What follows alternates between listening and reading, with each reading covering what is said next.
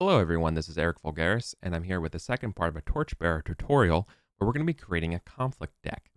All right, and so when we create a conflict deck, we're going to be creating cards for all of the conflict cards, and we're going to be importing them in as a deck in Roll20 that's usable by both the GM and the player for handling and resolving conflicts. The way you're going to do that is you're going to go to your collections tab here, and rather than doing rollable tables, we're going to use decks. And by the way, this feature doesn't require anything other than basic Roll20 account stuff, so your free account's fine, and you're gonna need the art assets already created. I'm not gonna design them here for you. I'm just gonna use the ones I already have. If you want to use the ones that I have, you can go ahead and just download them off of this Patreon page where I have where they will be attached, or make your own. My advice for doing this, just like my advice for rollable tables, is always just make sure that all of your cards, including the back of your deck card, they're all the same size. When you keep all your images the same size, you won't have any problems with like weird wonky shapes and readability. All right. So what we're going to do first here is we're going to add a new deck because Roll20 comes with just a regular playing card deck, and we don't need that. So we're just going to create a new deck, just like we're making a rollable table. It just calls it new whatever. So we're going to call this the conflict deck, right? Conflict. Excuse my bad typing. So we're going to show the deck to players. We want players to draw the cards, but we also want the cards in the deck to be infinite. The reason we're doing that is because we want to draw through the deck randomly and shuffle and stuff. So this is the big part that we need. Allow choosing specific cards from the deck. Yes, we want GM and players to choose. We want to show the fronts of the cards. Because basically, we want an infinite pile of our conflict cards to be able to draw from. I'm going to ignore the discard pile right now. I don't think it's that necessary. Because you can just always delete cards. We have an infinite number of cards from this deck, so we're going to be good. So now here's the first thing that you're going to have to consider for your own game and how you want to play. When played to the tabletop, which means when you draw a card from the deck and it goes here to the tabletop, to the editor page here, right, to the screen, do you want your cards to show up face down or face up? If you want to play them all face up, then as a GM, when it's your turn and you want to hide what you want to do from a player, you probably want to play your cards in the GM overlay screen, on the GM overlay layer, so you don't have to have players see what you're actually playing in the order that you're playing them in. If you choose face down, then they're just going to see the back of a card, and they're not going to know. Similarly, though, you're not going to know what you played unless you remember it. All right, so face down, we're going to ignore card size. We're going to ignore considered. All right. So this is the first part we need to do. That's a little curious. So what we're going to do is we need a card back. This is literally the back of a card. So I already have one created. I'm just going to drag and drop it here into the card back. There we go. So this is going to be the back of our deck. This is also going to be the image of the deck in Roll20. So just keep that in mind.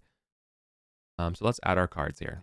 We're going to need to add our 4 cards because there's 4 actions you can do in a conflict, right? So the first one's going to be the attack.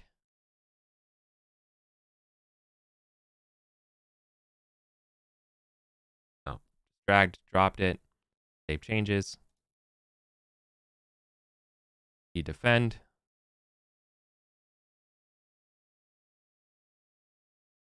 Just dragging the images right in that little upload screen.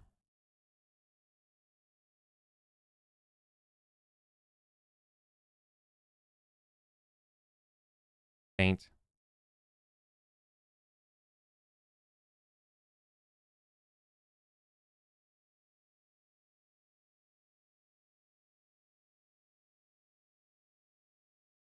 Maneuver. Cool. Our deck is now complete. In order to use this deck, we have to save our changes and we have to show the deck. Now, say you're in a conflict in your game. You want to start picking your cards.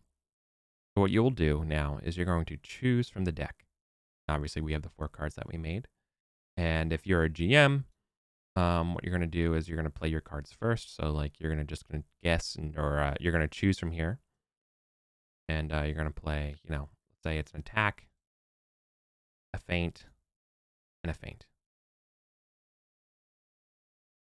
Players Players will also choose from the deck when it's their turn. But you see how they're played face down? Players will also have to choose from the deck and play them face down as well. So like they might do maneuver, paint, attack. Now, curiously, the way I'm doing this is I'm making the order be closest to closest, middle versus middle, farthest versus farthest. Kind of like Darkest Dungeon, as you saw. You could also just set it up to be like, this is the first play, this is the second play, this is the third play, this is the first play, this is the second play, this is the third play. It's all up to you. So anyways, like we're going to reveal the cards. We're going to flip. So you see that, right click the card, select the card, right click it, flip card. And now you see the faces of the cards.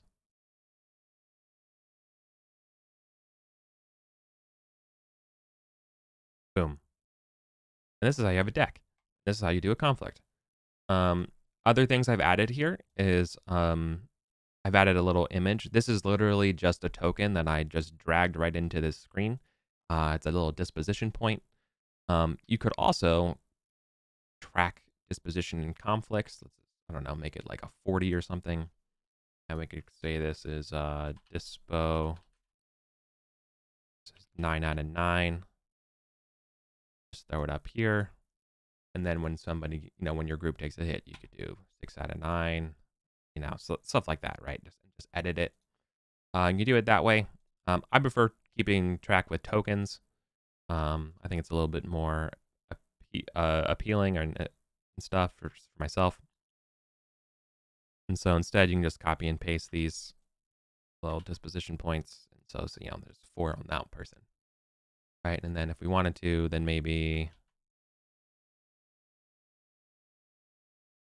there's 3 on this person and then 3 on the last one, right? Anyways, this is an easy way of doing it for conflicts and cards and handling conflicts in Roll20.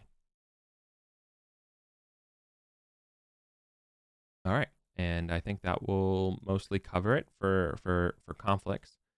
The next part of this video that I want to talk about is statuses and how to handle statuses. So one way we can do statuses in this game is we can do another rollable table where you just create a rollable table, just like we did conflicts, or if you want to follow that and do the grind, you can just create a whole huge rollable table of images of the statuses that you want. You can either create images that have icons that reflect them or icons with text that you want, whichever way you want to do it. The advantages of this is that just like a disposition point, you can resize it and you can put them on top of people. If that helps you. But there is another way of doing that I also want to show you. And that is by creating token markers. All right. And you maybe don't even know about this feature in Roll20, but Roll20 lets you create custom token markers. And token markers are literally just images that you can add that go into this little lens feature here. So if you wanted to click like this, it shows on the little top right. You can add multiple ones and they show up. Well, what we can do is we can create custom ones of these. Again, this is all a free feature, a custom ones of these for your Torchbearer games.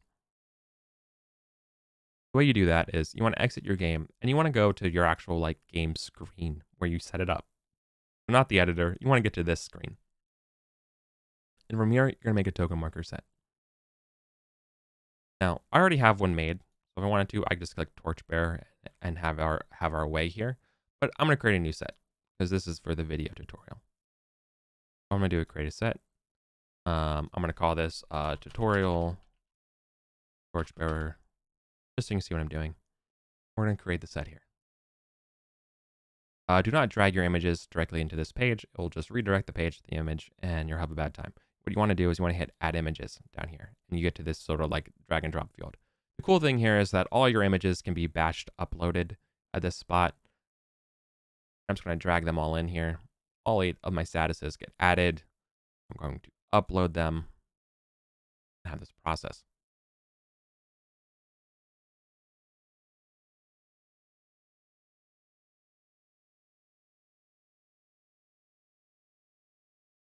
I already named the images what I wanted them to be. Ignore that sometimes I uppercase things and lowercase others. I'm just going to save that. Now we have our custom token markers done. The next thing to do is just make sure that this tutorial Torchbearer token set is actually going to be put into our game. So what we're going to do is we're going to go to our tutorial game, not the editor. Again, we're going back to this page, right? Sort of like this game landing page here. And what we're going to do is we're going to go down to token marker sets. We're going to hit the little plus sign. And we're going to look for that tutorial one that we made. Or just click the text and we see the ones we've already made. Tutorial Torchbearer. Now that's in there, we don't have to, do not hit create new set, hit update. Because we already created the set. Now it's been added to the game. So when we launch the game,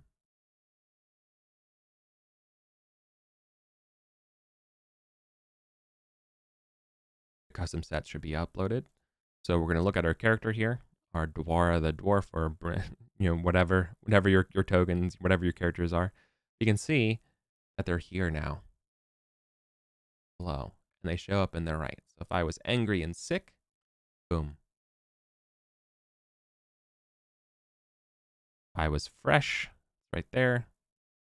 I'm dead, it's there. I'm exhausted, it's there. I'm hungry. There, and you have custom token statuses that way. So hopefully this has been an informative video. As always, I will keep the images and everything I've done and used here as free downloads off of this page. But feel free to use your own. And hopefully this has been informative. And take care and good luck with your new Torchbearer campaigns.